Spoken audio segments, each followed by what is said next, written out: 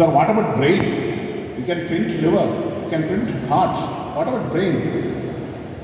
ഞാൻ പറഞ്ഞ അതിനെ ഒരു സാങ്കേതിക വിദ്യ കണ്ടുപിടിക്കും.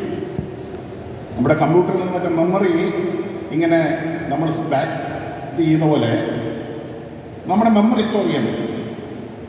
Install a new brain, restore it. So these going to happen. ഇന്ന് നാം പറയാൻ നമുക്ക് കേൾക്കുമ്പോൾ നിങ്ങൾക്കൊരു രസമായിട്ട് തോന്നാം, അല്ലെങ്കിൽ നടക്കാത്ത ഒരു സംഭവമായിട്ട് തോന്നാം. പക്ഷേ കാലം ഇത് തെളിയിക്കും. ഇന്നെനിക്ക് ഈ ഒരു പേപ്പർ അമേരിക്കയിലേക്കോ ജർമ്മനിയിലേക്കോ മറ്റേതെങ്കിലും ലോകത്തിൻ്റെ ഏത് കോർണറിലേക്ക് അയക്കണം എന്നുണ്ടെങ്കിൽ ഒരു ഫാക്സ് മെഷീനിൽ ഈ പേപ്പർ വെച്ച് ഒരു കമാൻഡ് കൊടുത്താൽ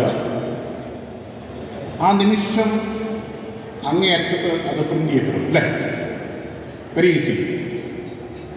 Can you imagine? I want to send a mobile phone to US or Japan. I want to send my laptop to any part of the globe. Is it possible? It is possible only by two ways today. Either you have to courier it or you have to send it by somebody else. Can you imagine that? Just like sending a document, I can send a laptop to any part of the world. It is going to happen. It is going to happen. It's called matter transport. അങ്ങനെയാണെങ്കിൽ ഭൂമിയിൽ നിന്നും ചന്ദ്രനിലേക്കോ മാർസിലേക്കോ ഒക്കെ വസ്തുക്കൾ അയക്കണമെങ്കിൽ ഒരു command കൊടുത്താൽ അവിടെ എന്താ വേണ്ടത്? അടിസ്ഥാന മൂലകങ്ങൾ മാത്രം മതി.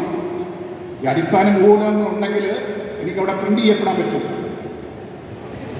ഈ ലെവലിലേക്കാണ് ശാസ്ത്രം പുരോഗമിച്ചുകൊണ്ടിരിക്കുന്നത്.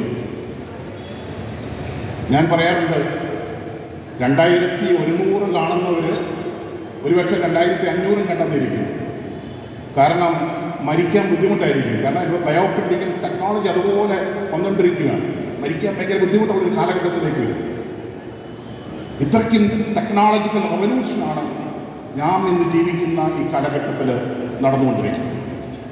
ഈ ടെക്നോളജിക്കൽ റവല്യൂഷൻ ഇവിടെ നിൽക്കുമ്പോൾ തന്നെ ഇതിൻ്റെതായ ഒത്തിരി പ്രശ്നങ്ങൾ നമ്മുടെ സമൂഹത്തുണ്ട്. അതിലൊരു പ്രശ്നമാണ് ഈ പ്ലാസ്റ്റിക് ഉണ്ടാക്കുന്ന പ്രശ്നങ്ങൾ. ഇന്ന് ഞാൻ ചുരുക്കത്തിലെ 3 കാര്യങ്ങൾ